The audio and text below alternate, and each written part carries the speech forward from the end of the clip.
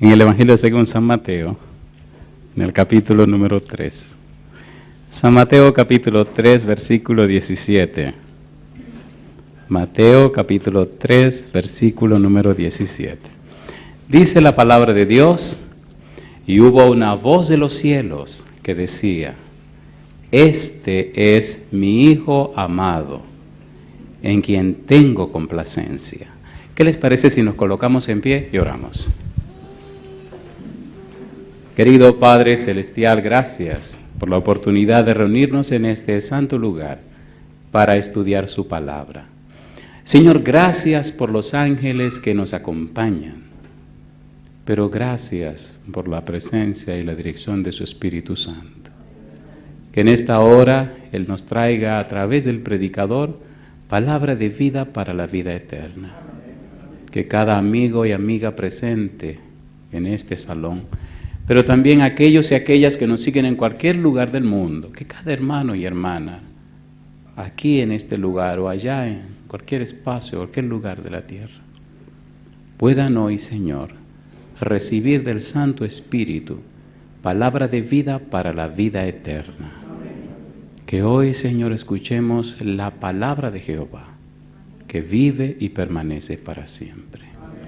Padre eterno, que no sean conceptos de hombre, pero sí los principios de vida que dan vida, que cambian y transforman el ser para reflejar su imagen y su semejanza. Háblenos, Dios, y diríjanos. Lo pedimos en el nombre de Jesús. Amén, Señor. Amén. Hace algún tiempo comenzamos a trabajar con la serie Transformado por su Espíritu. La base de la serie es una palabra que aparece muchas veces en la Biblia. La palabra es arrepentimiento. La palabra arrepentimiento y el verbo arrepentíos, como aparece, dan una idea clave de cambio de la mente.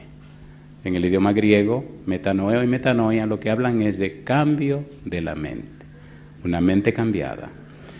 Cambio de la mente significa que hay una transformación del ser. Hay un cambio en las estructuras mentales, hay un cambio en los patrones mentales. Hay un cambio tan profundo que produce un nuevo ser, una nueva persona. La Biblia le llama nuevo nacimiento. Pablo le llama renovación del entendimiento o renovación de la mente. Y todo lo que enfoca la Biblia es recrear a la persona, hacer una criatura nueva. Por eso la Biblia enfatiza que el que no nace de nuevo no puede entrar en el reino de los cielos. Poniendo eso como premisa, debemos entonces entender lo que Dios nos quiere decir cuando expresa: este es mi Hijo amado, en el cual tengo contentamiento a él oír. En esa sola frase, Dios resume todo el plan de salvación. Tan interesante es la frase que la eternidad no será suficiente para estudiarla. Los teólogos inventaron una ciencia que se llama la ciencia de la salvación. Soteriología es el estudio del plan de salvación. Por ejemplo, cuando leemos el capítulo 3, versículo 17 de San Mateo, Jesús está para comenzar su ministerio. Mire el capítulo 4, versículo 17. Dice el verso 17: desde entonces comenzó Jesús a predicar y a decir, ¿qué cosa? Arrepentíos, porque el reino de los cielos se ha acercado. ¿En qué estaba basada la predicación de Jesús? En la palabra arrepentimiento. Y si miran el capítulo número 3, versículo 1 y 2, descubren que Juan el Bautista predicó lo mismo. Dice el verso 1: en aquellos días vino Juan el Bautista predicando en el desierto de Judea y diciendo, ¿qué cosa? Arrepentíos, porque el reino de los cielos se ha acercado. Y si usted sigue leyendo la Biblia, descubre que Pedro usó el mismo concepto. Hechos capítulo 2, versículo 38. Pablo dijo lo mismo en el capítulo 17, versículo 30. Y los discípulos hicieron lo mismo en el capítulo 12 de San Mateo. Tanto Juan el Bautista como Jesús, Jesús, Pedro, Pablo y los apóstoles predicaron: arrepentíos, porque el reino de los cielos se ha acercado. Si no hay arrepentimiento, no importa cuán religioso usted sea, ni a qué religión pertenezca, la clave es el arrepentimiento. ¿Qué hizo Dios para que eso fuera posible? Esta semana vamos a estudiar cosas muy hermosas. Y vamos a ver a Dios en una dimensión tan personal, tan real. Cuando era un adolescente, y hace mucho de eso, bebé, pasado un buen tiempo, el bebé me dijo, hablar de su adolescencia, usted se ve viejito. Yo era adolescente también. Cuando fui adolescente, tuve una experiencia hermosa con el Señor. Llegué a la iglesia, empecé a estudiar la Biblia, pero le dije a Dios, yo no puedo creer en un Dios que anda por allá lejos, haciendo no sé qué cosa. Si usted es real, si usted existe, si usted es verdadero, yo necesito conocerle.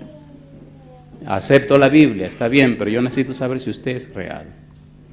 Tenía 18 años. A los 19 años le di mi corazón a Jesús. Y ya pasé con 32 años. Y le confieso que Dios es real. Y Dios es verdadero.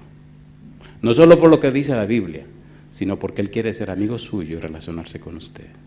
Hay muchos falsos conceptos acerca de Dios, porque carece lamentablemente la humanidad de experiencias reales con un ser real. Dios es real. Por eso la Biblia comienza diciendo, en el principio creó Dios. Dios. A mí me gusta la Biblia. Me gusta la Biblia porque responde mis preguntas y alguna pregunta peligrosa. Por ejemplo, una de mis preguntas, Señor, en fin, ¿quién es usted? La Biblia dice, en el principio, Dios. En el principio, Elohim. Y se despertó mi curiosidad. En el principio, un nombre plural. Y en el versículo 2 dice, y Ruach Elohim se movía sobre la faz de las aguas. Ahora dan un nombre personal a uno que pertenece al grupo. En el capítulo 2 y 3 habla de Yahvé Elohim, otro nombre del grupo de los Elohim. En el capítulo 3, versículo 24 y 25 de Daniel, habla de Bar Elahim, otro nombre. Y ya no hay más en toda la Biblia que esos tres. Ruach Elohim, Yahvé Elohim y Bar Elahim. El equipo de Elohim, el creador. Y ahora un personaje dice, en el capítulo 3, versículo 17 de Mateo, señalando a Jesús, dice, este es mi Hijo amado en el que tengo contentamiento, a él oíd. Llama la atención que antes de Jesús comenzar su ministerio, Dios hace una declaración pública en ocasión del bautismo. Pero espere, llama la atención que cuando va a terminar su ministerio, antes de terminar y consumar todo, Dios habla otra vez y repite lo mismo. San Mateo capítulo 17, versículo 5, mira lo que dice. Llama la atención que Dios repita la misma frase. ¿Qué pasó con Dios? Se le acabaron las palabras. No tenía nada más que decir. La misma frase dos veces. San Mateo capítulo 17. Versículo 5. Mientras él aún hablaba, una nube de luz los cubrió. Y aquí una voz desde la nube que decía, ¿qué cosa? Este es mi Hijo amado, en quien tengo complacencia. A él oíd. ¿Por qué repite Dios la misma frase dos veces? ¿Qué le pasa a Dios? ¿Por qué cuando Jesús comienza el ministerio dice esto y por qué cuando termina el ministerio dice lo mismo?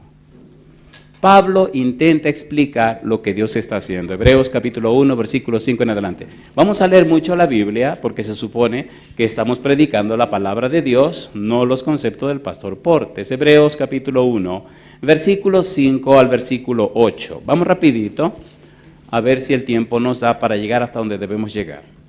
Mire cómo Pablo trata de explicar lo que Dios está diciendo. Hebreos capítulo 1, versículo 5, dice el apóstol Pablo, porque ¿a cuál de los ángeles dijo Dios jamás, mi hijo eres tú, yo te he engendrado hoy? Y otra vez, yo seré a él padre y él me será mi hijo. Y otra vez, cuando introduce al primogénito en el mundo, dice, adórenle todos los ángeles de Dios.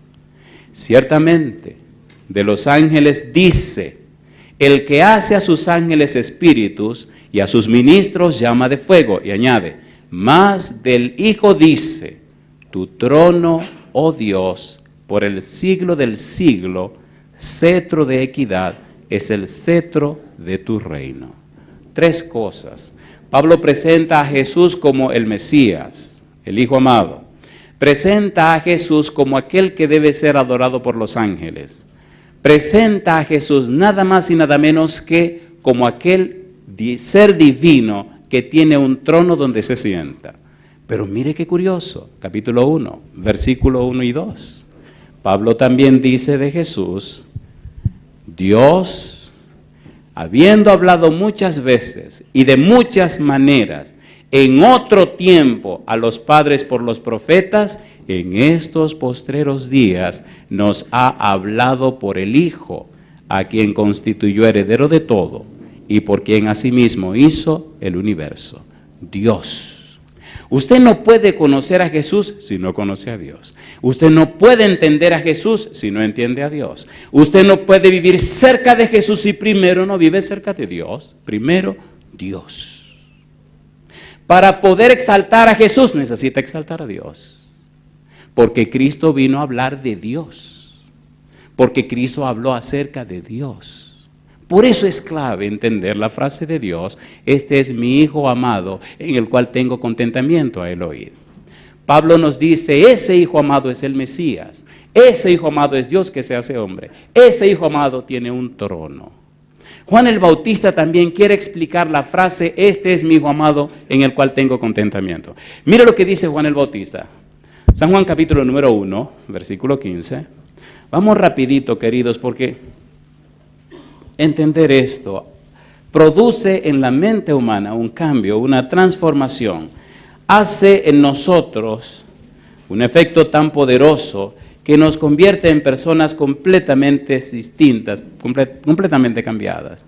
Dice el versículo 15, Juan dio testimonio de él y clamó diciendo, este es de quien yo decía, el que viene después de mí es antes de mí, porque era primero que yo, porque de su plenitud tomamos todos, y gracia sobre gracia. Pues la ley por medio de Moisés fue dada, pero la gracia y la verdad vinieron por medio de Jesucristo. A Dios nadie le vio jamás. El unigénito Hijo que está en el seno del Padre, Él le ha dado a conocer.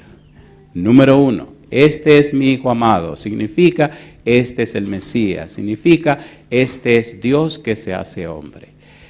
Pero a nosotros nos interesa profundizar en la frase, en quien mi alma tiene contentamiento. ¿Por qué necesitamos saber esto? Escuche, querido. Cuando el hombre sale de las manos de Dios, dice la Biblia en Génesis 1, 26, 27, sale a su imagen y semejanza. La idea de crear al ser humano es que refleje la imagen y la semejanza de Dios. El centro fundamental del ser humano es su mente. Cuando el hombre sale de las manos de Dios, Génesis 1:31, era bueno en gran manera y reflejaba la gloria de Dios. En el Salmo 104 dice que Dios se viste de magnificencia y se cubre de luz. En Romanos capítulo 3, versículo 23, dice que todos pecaron y están destituidos de la gloria de Dios. El hombre fue hecho para reflejar la gloria de Dios. Dios no ha cambiado el plan se mantiene. A pesar de que el pecado entró y con el pecado la muerte, Cristo entró y trajo la vida. Que el pecado trajo muerte y desgracia, Cristo entró y trajo el poder de Dios para cambiar y transformar los corazones. Dios no ha cambiado su plan, pero el hombre necesita cambiar su mente. Por eso el trabajo del arrepentimiento. Todo el cielo, Padre, Hijo, Espíritu Santo, ángeles, querubines, serafines, todo el cielo está empeñado en un proyecto. La transformación del hombre a la imagen y semejanza de Dios. Pero el lugar donde tiene que operarse eso es en la mente humana. Por eso se hace tan difícil. De manera que hay que entender el mensaje de Dios para comprender cómo lo hace y cómo lo logra.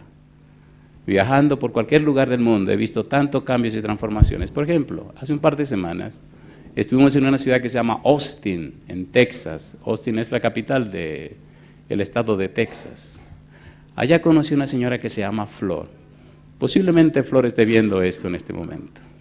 Ella me contaba, pastor, mire, antes yo era un ser aborrecible, despreciable, mi vida era una desgracia. Mi relación con mi esposo era una miseria y con mis hijas yo misma no me soportaba a mí misma. Peleaba cuando salía, peleaba cuando llegaba, me pasaba el día peleando, era una cosa espantosa. Yo trabajo 45 minutos de mi casa. Y un día alguien me regaló un CD y lo puse en el carro para oírlo en el camino. Y empecé a escuchar los CDs, y empecé a estudiar la Biblia, y empecé a pedirle a Dios que obrara un cambio en mi vida. Aquí está mi esposo, aquí está mi hija. Pregúntele lo que ha hecho Dios conmigo. Antes todos le pedían consejo a mi hija mayor, porque conmigo nadie quería nada. Ahora pregunte quién aconseja en la casa. Y el esposo me mira con los ojos llenos de lágrimas y me dice, es increíble lo que Dios puede hacer en un corazón que cree. Jesús dijo, al que cree, todo le es posible. Yo no sé qué está pasando contigo. ¿Cuántas decepciones tienes? Que es otra epidemia que está acabando con la humanidad. Nos han decepcionado tanto, nos han traicionado tanto, nos han dañado tanto, que se nos hace difícil creer. ¿Sí o no? ¿Sí o no? Una señora tenía 55 años, su papá la violó cuando tenía 5. ¿Usted cree que esa mujer confiaría en nadie? Se había casado 3 veces, se había divorciado. Intentaba hacer daño y castigar en sus esposos al papá que nunca castigó. Creció y se desarrolló con la idea de matar a su papá un día. Ya tenía 80 y tantos años el señor. Vino a una campaña que estaba dando en mi país.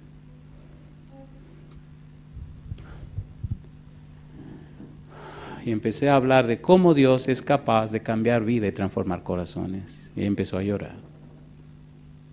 Y parece que no soportó y salió y se fue a su casa.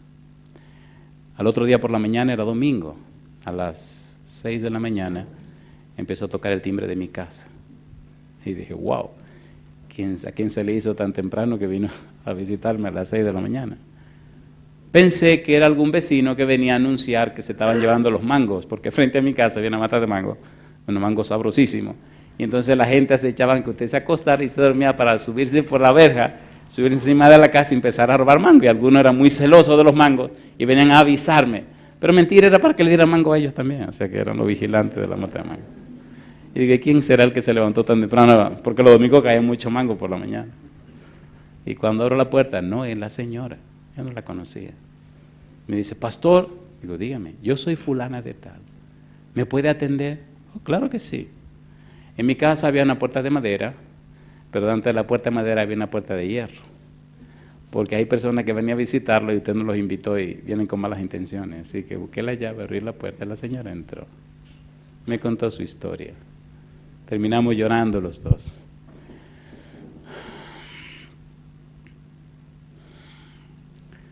Y le dije a esta señora, bueno, si su papá le hizo esa situación, necesitamos pedir a Dios que la prepare a usted y prepare su corazón para perdonar a su papá. ¿Pero cómo? Tenemos que visitar a su papá. Y delante del Señor usted le dice que usted lo perdona. No. Bueno, siga cargando su muerto. Todos los muertos lo llevan al cementerio. Y la señora pasó una semana de guerra. Pero al siguiente sábado en la tarde me dijo, pues vamos.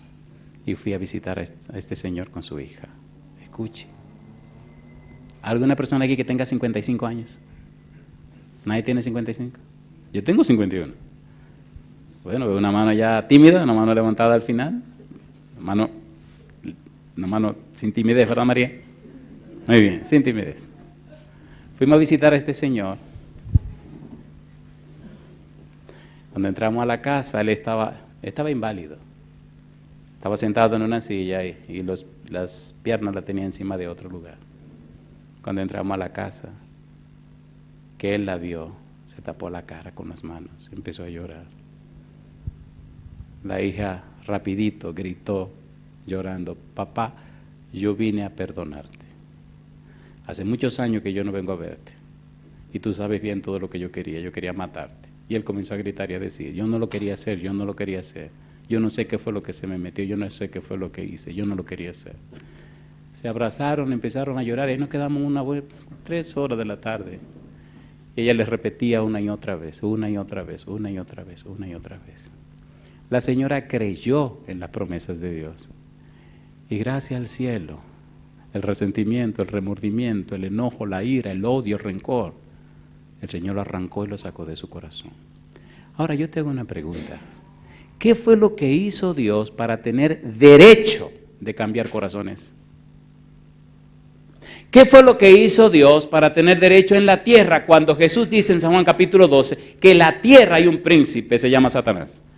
¿Qué derecho y cómo ganó Dios el derecho de hacer el cambio en los corazones de los seres humanos? Cuando la Biblia dice en San Juan 1, versículo 10, en el mundo estaba y el mundo por él fue hecho, mas el mundo no le conoció. Y dice el versículo 11, a lo suyo vino, a su creación, y los suyos no le recibieron. Si el mundo no le conoce, si los judíos no le recibieron, si Satanás es el príncipe, ¿cómo ganó Dios derecho en la tierra de cambiar corazones?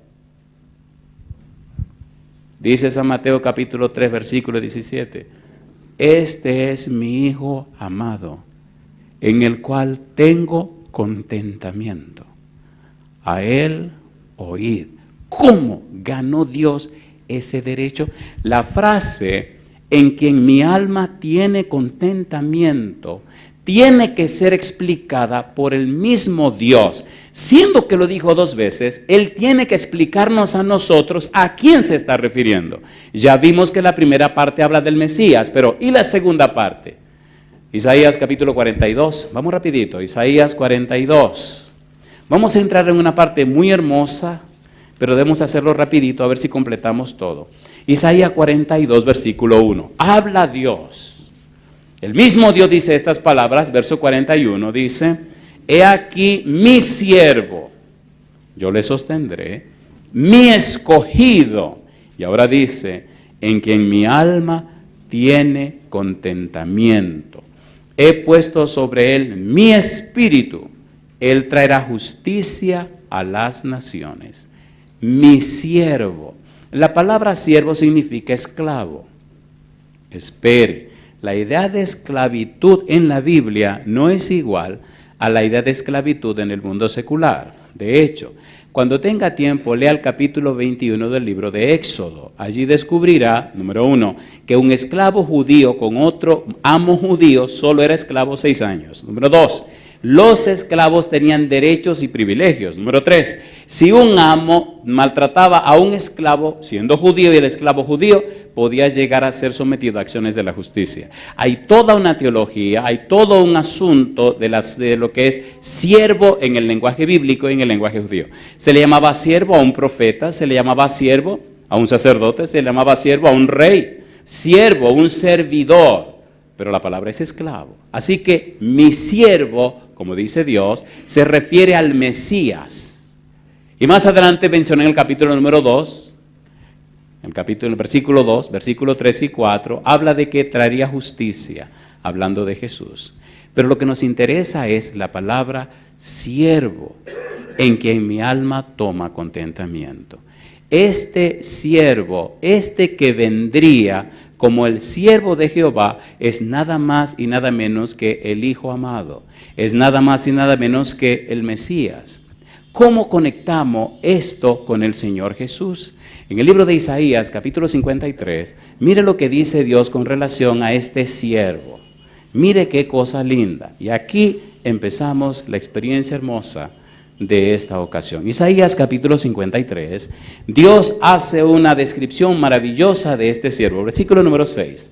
Dice el verso 6, todos nosotros nos descarriamos como ovejas, cada cual se apartó por su camino. ¿Y qué dice ahora? Mas Jehová cargó en él el pecado de todos nosotros. ¿Qué hizo Jehová? Cargó sobre él el pecado de todos nosotros. ¿Quién es este a quien Jehová carga el pecado de todos nosotros? Versículo 7. Angustiado él y afligido, no abrió su boca. Como cordero fue llevado al matadero, y como oveja delante de sus trasquiladores, enmudeció y no abrió su boca. ¿De quién está hablando el profeta? Del siervo sufriente. ¿Quién es el siervo sufriente? El Mesías. ¿Quién es el Mesías? Cristo Jesús. Recuerde la pregunta. ¿Cómo ganó Dios el derecho de transformar tu vida? ¿Cómo ganó Dios el derecho de cambiar tu mente? ¿Cómo ganó Dios el derecho de hacer en ti lo que Él quiere hacer? ¿Cómo ganó ese derecho? Y ahora comenzamos a ver una cosa clave. La palabra clave, sustitución. La palabra clave, sustitución. Mas Jehová cargó en él el pecado de todos nosotros. Segunda de Corintios capítulo 5, versículo 21. ¿Qué significa eso, pastor? Significa que Dios cargó el pecado de todos nosotros en Cristo Jesús. Significa que aquel en quien Dios tiene contentamiento es el siervo sufriente.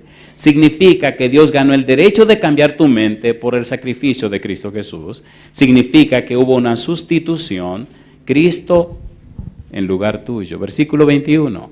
Al que no conoció pecado, ¿qué dice ahora? Por nosotros lo hizo pecado, para que nosotros fuésemos hecho justicia de Dios en él. Usted me está diciendo, pastor, que mi problema de pecado entonces lo cargaron sobre Jesús, sí. Usted me está diciendo que Jesús ocupó mi lugar, sí. Usted me está diciendo que entonces Dios me da una segunda oportunidad, sí. Usted me está diciendo que Cristo pagó entonces el precio de mis pecados, sí. Usted me está diciendo que Cristo entonces resolvió el problema del pecado, claro que sí. En Cristo Jesús, en el siervo sufriente, en aquel cuya alma tiene Dios contentamiento, en ese Dios resolvió el problema del pecado y ganó la oportunidad de trabajar en tu mente y cambiarla a su imagen y semejanza. Esto no es asunto de religión, esto es asunto de relación. El diablo, que es el demonio, ha hecho más daño del que nadie se imagina, dándonos una mente religiosa. A veces somos tan religiosos que no somos cristianos. A veces somos tan religiosos que en el nombre de la religión acabamos con la vida de la gente. ¿Sí o no? ¿Sí o no? Y la gente entonces odia a Dios y rechaza a Cristo por el problema de las religiones. ¡Qué barbaridad! Y a veces somos tan religiosos que ni siquiera conocemos a Dios ni a Cristo. ¿Es así o no es así? ¿Es así o no es así? Estaba el doctor Billy Graham en una universidad hablándole a los estudiantes. En ese tiempo, yo era un niño, decían que Dios había muerto. Y un estudiante se le acerca y le dice, doctor, Dios ha muerto. Y él se sonríe y le contesta, qué raro, ¿que ha muerto Dios? Sí. Dice, qué extraño, esta mañana yo estuve hablando con él. ¿Cómo que está muerto si esta mañana estábamos hablando? ¿Me entendieron? ¿Me entendieron? ¿Está vivo Dios o no está vivo? ¿Pero usted lo sabe o usted lo cree? Ni una cosa ni la otra. Dios está vivo. Dios es más de lo que podemos imaginar. ¿Se entiende, por favor? Dios es más de lo que podemos imaginar. Dios llegó tan lejos que se hizo hombre para venir a esta tierra y resolver el más grande problema del ser humano, el pecado. Pregunto, ¿se entiende quién es la belleza y la grandeza de Dios? Por eso Él dice, este es mi Hijo amado en quien mi alma tiene contentamiento. ¿Por qué tiene el alma de Dios contentamiento en el Señor Jesús? Veamos qué cosa linda presenta Él. Cómo Dios cargó en Jesús el pecado de todos nosotros. Y cómo la Biblia nos habla acerca de ese ser llamado Jesús que viene a la tierra. Y aun siendo un ser divino, el Verbo de Dios se hace hombre para suplir nuestra necesidad mayor, la necesidad de salvación.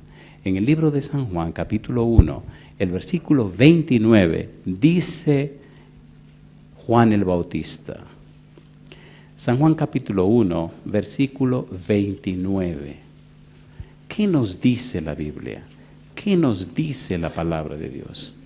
Dice Juan 1:29, el siguiente día vio Juan a Jesús que venía a él y dijo, ¿qué cosa? He aquí el Cordero de Dios, ¿qué hace? Que quita el pecado del mundo. Isaías 53:6 dice, mas Jehová cargó en él el pecado de todos nosotros. Ahora dice Juan, he aquí el Cordero de Dios que quita, en el idioma original dice, que carga, que lleva, que toma para sí el pecado del mundo. El Cordero de Dios. Es bueno saber que Juan está expresando una idea de preparación cuando dice el Cordero de Dios que quita. Cuando aparece la palabra cordero en el versículo 29 y en el versículo 36, no es la misma palabra cordero cuando aparece en el libro de Apocalipsis. Leamos el versículo 36 también. Mire qué cosa linda. Capítulo 1, verso 36, dice Juan: y mirando a Jesús que andaba por allí, dijo: he aquí el Cordero de Dios. La palabra cordero que ahí aparece significa aquel cordero provisto por Dios. Ustedes saben que en la fiesta de la Pascua el cordero se sacrificaba el día 14, pero se apartaba el día 10. Desde el día 10 el cordero estaba apartado para el sacrificio del día 14. La idea de Juan aquí es: este es el cordero apartado para el sacrificio. Recuerde que Juan comienza su predicación y en su predicación tiene la linda experiencia de bautizar a Jesús. Recuerde que cuando Juan tiene la experiencia en el río Jordán, en el bautismo de Jesús, Juan ve el Espíritu en forma de paloma que desciende sobre Jesús y oye la voz de Dios que dice: este es mi Hijo amado en el cual tengo contentamiento. Es más, Juan mismo da su testimonio, versículo 32. Dice el verso 32, también dio Juan testimonio diciendo: vi al Espíritu que descendía del cielo como paloma y permaneció sobre él. Y dice Juan: y yo no le conocía, pero el que me envió a bautizar con agua, aquel me dijo: sobre quien veas descender el Espíritu y que permanece sobre él, ese es el que bautiza con el Espíritu Santo. Y dice Juan: y yo no le vi. Y yo le vi, dice él, y he dado testimonio de que este es el Hijo de Dios. Mi pregunta: ¿había una relación estrecha entre Juan y Dios? ¿Sí o no? ¿Sí o no? Dijo Juan: el que me envió a bautizar me dijo. ¿Había hablado Juan con Dios? ¿Había una comunión estrecha entre Juan y Dios? ¿Sí o no? Ahora Juan está expresando el resultado de su comunión con Dios. Dios es un ser real, no es un concepto. Dios es una persona divina con interés de relacionarse con sus hijos. Dios nos ha ido más lejos de donde siempre ha estado. Ahora Juan dice: este es el Cordero de Dios. Este es el Cordero que Dios preparó. Y esta semana, una de las cosas que debemos hacer es ver desde cuándo preparó Dios ese Cordero. Primera de Pedro, capítulo 1, versículo 19, versículo 20. ¿Desde cuándo te ama Dios? ¿Desde cuándo está Dios pensando en ti? ¿Desde cuándo eres importante para Dios? Primera de Pedro, capítulo 1, versículo 19. Mira qué cosa linda. Dice el verso 19. Sino con la sangre preciosa de Cristo, como de un cordero sin mancha y sin contaminación. ¿Y qué dice ahora? Ya destinado desde antes de la fundación del mundo, para manifestar en los postreros tiempos por amor de vosotros, y mediante el cual creéis en Dios, quien le resucitó de los muertos y le ha dado gloria, para que vuestra fe y esperanza sea en Dios. ¿Desde cuándo está pensando Dios en ti? Desde antes de la fundación del mundo. ¿Desde cuándo se determinó y acordaron que Cristo fuera el Cordero? Desde antes de la fundación del mundo. Desde antes de la fundación del mundo, Dios está pensando en la salvación de seres que ni siquiera habían sido creados. Alabado sea el nombre de Dios. El corazón mezquino humano, el corazón extraño del ser humano, no entiende un amor que se proyecta más allá, aún antes de la creación humana. Un plan de salvación provisto y preparado para seres humanos que ni aún habían sido creados. Y cuando la necesidad llegó, entonces Dios envió a su Hijo. Pregunto, ¿es amor o no es amor? ¿Nos ama o no nos ama Dios?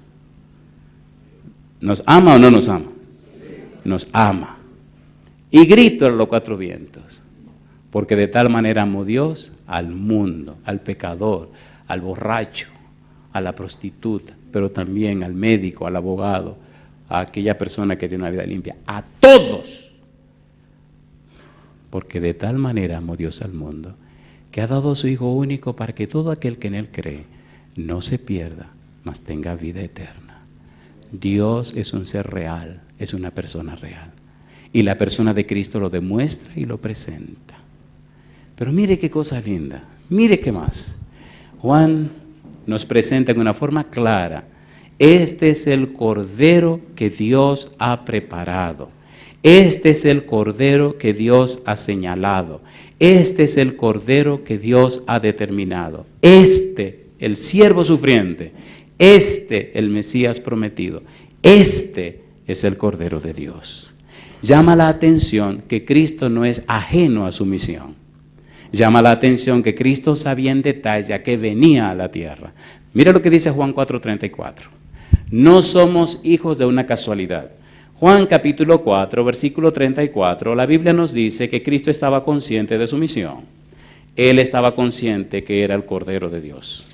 Era quien venía a pagar la deuda del pecado. Juan 4:34. Dice el versículo 34, Jesús les dijo, ¿qué cosa? Mi comida es que haga la voluntad del que me envió y que acabe, como dice, su obra. ¿A qué vino Jesús? A rescatar la humanidad. ¿A qué vino Jesús? A pagar el precio del pecado. ¿A qué vino Jesús? A reconciliar al ser humano otra vez con Dios. ¿Recuerdan la escalera de Jacob? ¿Dónde estaban los pies de la escalera? En la tierra. ¿Y hasta dónde llegaba la escalera? Hasta el cielo. ¿Quién estaba al final de la escalera? Dios. ¿Quién es ese puente que vuelve a unir el cielo con la tierra? Cristo Jesús. Y no importa cuál sea tu situación, no importa cuál sea tu condición, puedes otra vez subir por esa escalera. San Juan capítulo 1, versículo 51. Mira lo que dice Jesús y cómo le habla Jesús a Natanael. Mira qué cosa linda. Juan 1, 51. Y le dijo, de cierto os digo, de aquí adelante veréis el cielo abierto y a los ángeles de Dios, ¿qué cosa? Que suben y descienden sobre el Hijo del Hombre. Y yo te pregunto, ¿vino o no vino Jesús? Vino Jesús. ¿Murió o no murió en la cruz? Murió en la cruz. ¿Abrió un camino de acceso otra vez al cielo? Sí, Señor. Y ahora Dios tiene todo derecho en la tierra de cambiar vidas y corazones. Todo el derecho, porque pagó el precio que el pecado había exigido. Colosenses capítulo 2, versículo 14 y 15. ¿Dónde pagó Dios ese precio? La Biblia dice que lo pagó en la cruz. Colosenses capítulo 2, versículo 14 y versículo 15. Dice el verso 14, anulando el acta de los decretos que había contra nosotros, que nos era contraria, quitándola de en medio y clavándola en la cruz, y despojando a los principados y a las potestades, los exhibió públicamente, triunfando sobre ellos en la cruz. Alabado sea el nombre de Dios. Pastor, ¿qué es lo que estamos diciendo? Querido, querida, estamos diciendo que Dios tiene ahora el derecho legal de cambiar y transformar tu mente y tu vida, porque Dios pagó en Cristo el pecado de todos nosotros. Y yo digo, alabado sea el nombre de Dios. No importa cuál sea tu condición o situación. No importa cuán lejos te haya ido, cuán profundo haya caído. No importa cuántas ideas hayan en tu mente. Lo que importa es decirle sí a la obra de Dios en la persona de Jesús. Esto no es cuestión de cuánto es o cuánto fue. No. Esto es cuestión de una persona. Se llama Dios. Es cuestión de un amor, el de Dios. Es cuestión de la misericordia, la de Dios. Es cuestión de la gracia divina. Es cuestión de un ser, el ser de Dios. Esto no es cuestión de religión, es cuestión de una persona, Dios. Necesitamos la relación con Él, necesitamos conocerlo a Él. En el libro de Jeremías, capítulo 9, versículos 23 y 24, Dios dice, miren, ustedes quieren alabarse, miren, ustedes quieren ser grandes, miren, ustedes quieren constituirse en una persona importante, entonces entiendan esto. Jeremías 9, 23, 24. Y es hermoso como lo dice el profeta, y son palabras de Dios. Jeremías capítulo número 9, versículo 23, versículo 24, me llama la atención porque quien habla es el mismo Dios. Jeremías 23, versículo 9. 9, 23, 24. Dice el versículo 23, Jeremías 9, 23, 24.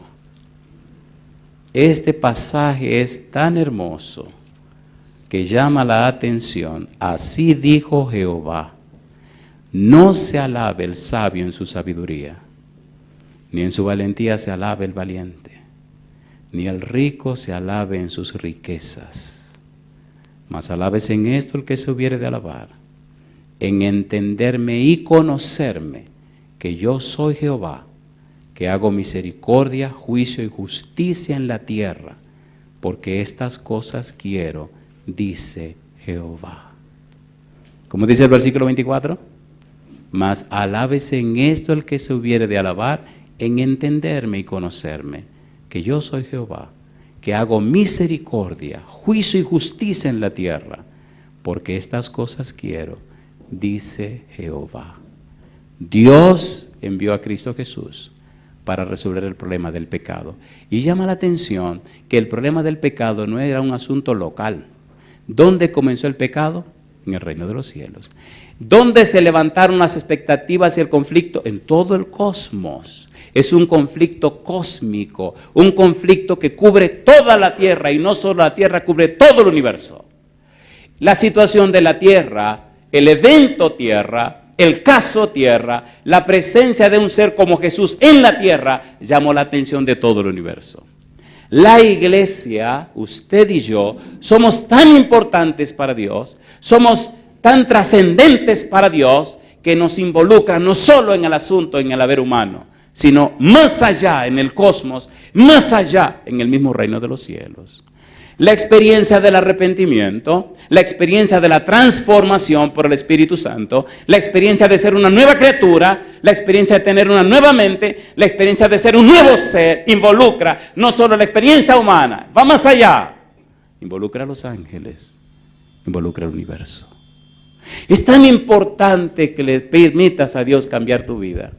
Es tan importante para el universo que el Espíritu transforme tu ser. Es tan importante que se origine un nuevo nacimiento en tu vida, porque todo el universo está observando lo que pasa en la tierra. No es cuestión de me salvé o no me salvé, es más que eso. No es cuestión de puedo entrar o no, es más que eso, es mucho más que eso. Es manifestar en tu vida la belleza y la gloria y la santidad de Dios.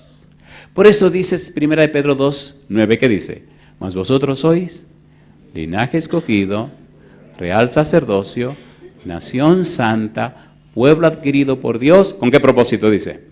Para que anunciéis las virtudes de aquel que os llamó de las tinieblas a su luz admirable. Es tomar la vida tuya, ungirla con el Espíritu Santo, cambiar y transformar todo tu ser, darte una mente nueva, la mente de Cristo, y convertirte a ti en un modelo digno de ser admirado por todo el universo. Es más que un asunto de doctrina, es un asunto de principios, es un asunto de Dios. Efesios capítulo 3, versículo 10. Mira lo que dice Efesios 3:10. La iglesia está involucrada no solo en un asunto de la tierra, sino que más allá de la tierra, involucra algo que trasciende la tierra, involucra algo que va más allá de las fronteras de este pequeño planeta. Efesios capítulo 3, versículo 10, es uno de los pasajes que llenan de gozo mi corazón y me animan a predicar. Dice el versículo 10, para que la multiforme sabiduría de Dios, ¿qué dice? Sea ahora dada a conocer por medio de la iglesia. ¿A quiénes dice? A los principados y potestades, ¿dónde? En los lugares celestiales. Una vida consecuente, una vida cambiada, una vida transformada, una vida nacida de nuevo, un ser transformado a la semejanza de Jesús, anuncia la belleza y el carácter de Dios, no solo a la tierra, sino a todo el universo. Eso suena lindo, pastor. Claro, 1 Corintios capítulo 4, versículo 9. Mira cómo lo dice Pablo. Y vamos a aterrizar. 1 Corintios 4, 9. En Cristo Dios ganó todo el derecho de cambiar tu vida, de transformar tu ser. Dios pagó en Cristo el precio del pecado. Versículo 9, 1 Corintios 4. Porque según pienso, ¿qué dice? Dios nos ha exhibido a nosotros los apóstoles como postreros, como sentenciados a muerte, pues hemos llegado a ser espectáculo, ¿a quiénes?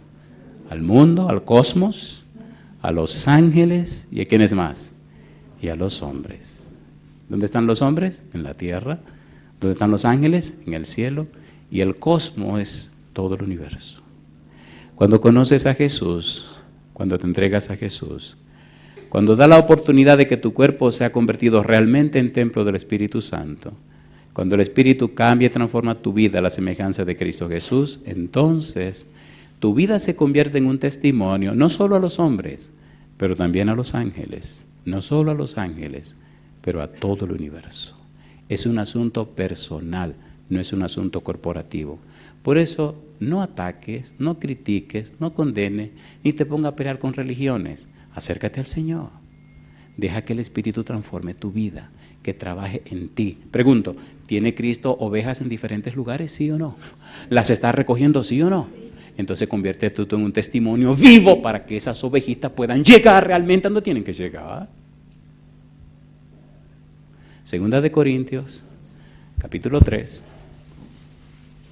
versículo número 18. Queridos, vengo a hablarles acerca de una persona llamada Dios que quiere hacer una obra especial en la vida tuya. Segunda de Corintios 3, 18 dice, por tanto, nosotros todos, mirando a cara descubierta, como en un espejo la gloria del Señor, somos transformados de gloria en gloria, en la misma imagen, como por el Espíritu del Señor. Y yo te pregunto, ¿necesitas tú que el Espíritu haga ese trabajo en tu vida para reflejar la gloria del Señor? ¿Cuánto necesitan ese trabajo? Levanten su mano derecha sin ningún problema. Gloria a Dios. ¿Necesitamos esa experiencia? ¿Sí o no? Hay mucha gente que se pierde, no es por asuntos de religión ni de doctrina. Hay mucha gente que se pierde por falta de testimonio. ¿Sí o no? Un pan bien cocinado a lo mejor que 20,000 palabras juntas. ¿Es así o no es así? La gente creerá no lo que decimos, la gente creerá lo que nosotros somos. Una persona nacida de nuevo, una persona cambiada por el Espíritu, sin palabras, puede decir más que algunos que hablan 60,000 palabras por minutos. Me gustaría orar con aquellos que en esta noche quisieran decirle a Dios, Señor, permita que su Espíritu venga a mi vida y cambie mi ser para que refleje la gloria de su persona. Si es tu decisión, ponte en pie conmigo y preparémonos para una oración. Me llama la atención un juego de palabras que encuentro en la Biblia. Dice en el libro de Romanos, capítulo 3, versículo 23, por cuanto todos pecaron y están destituidos de la gloria de Dios. Y yo me digo, si después del pecado quedamos destituidos de la gloria de Dios, entonces antes de pecar, ¿estamos instituidos en la gloria de quién? En la gloria de Dios. Si el pecado destituye mi vida de la gloria, entonces antes de pecar estoy instituido en la gloria. Ahora viene Cristo y paga mis pecados. ¿Para qué? Para que otra vez, por el Espíritu, mi vida pueda glorificar a Dios. ¿No es eso maravilloso? ¿Es maravilloso o no es maravilloso? Hace muchos años, cuando era un adolescente, llegué a una iglesia porque yo quería conocer a Dios. Dije, mira Dios, yo no veo que la gente nace, crece, se reproduce y muere como las plantas, como los animales. Yo no quiero vivir una vida así. Yo quiero vivir una vida que tenga sentido, una vida que trascienda, una vida que tenga propósito, una vida que valga la pena vivirla. Yo no quiero ser común y corriente. Y adolescente como era, tomé la decisión de estudiar la Biblia desde aquel día que les conté.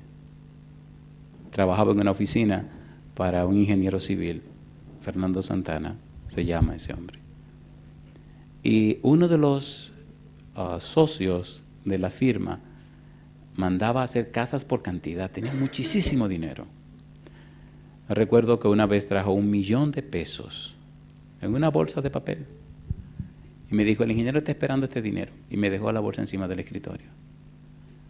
Digo, ¿cómo no? Y se fue. Cuando yo abrí la bolsa, que vi tanto dinero, empecé a sacar esos paquetitos de 10,000. Lo fui acomodando en una gaveta. Me dio un temor. Cerré la oficina y me fui para mi casa. Después llamé al ingeniero y le dije, en mi escritorio, en la gaveta tal, hay $1,000,000. ¿Y qué pasó? Me fui para mi casa. ¿Y por qué te fuiste? Ajá, y si alguien sigue a este hombre que sacó ese dinero del banco y corre y me matan y se llevan el dinero. Bueno, pues ahí estaba el dinero. Pero ya, ¿dónde quiero llegar? Un día llegó este caballero y el ingeniero no había llegado. Él tenía un bastón y el bastón tenía arriba la cabecita, era de un caballo y era de oro. Y los ojitos eran 2 rubíes. Un tipo que respiraba, se veía que era muy rico. Siempre usaba una gafa negra y nunca se la quitaba. Y ese día llegó, yo estaba recién bautizado, estaba leyendo mi Biblia. Y entonces llega, saluda y me pregunta por el ingeniero. Le digo, no ha llegado, pero ya él viene, se sienta. Y entonces me dice, ¿estás leyendo? Le digo, sí. ¿Qué lees? La Biblia. Y entonces se me ocurrió hacerle una pregunta. Le dije, ¿puedo hacerle una pregunta? Sí, claro que sí. ¿Qué pasaría en la vida de un joven que decida leer la Biblia y vivir como diga la Biblia y hacer lo que diga la Biblia? ¿Qué usted cree que pasa en la vida de ese joven? Y él se quedó mirándome así, con la gafa que nunca se la quitaba. Se me quedó mirando un buen rato así, como con una mirada desafiante. Y entonces hizo así y se quitó la gafa.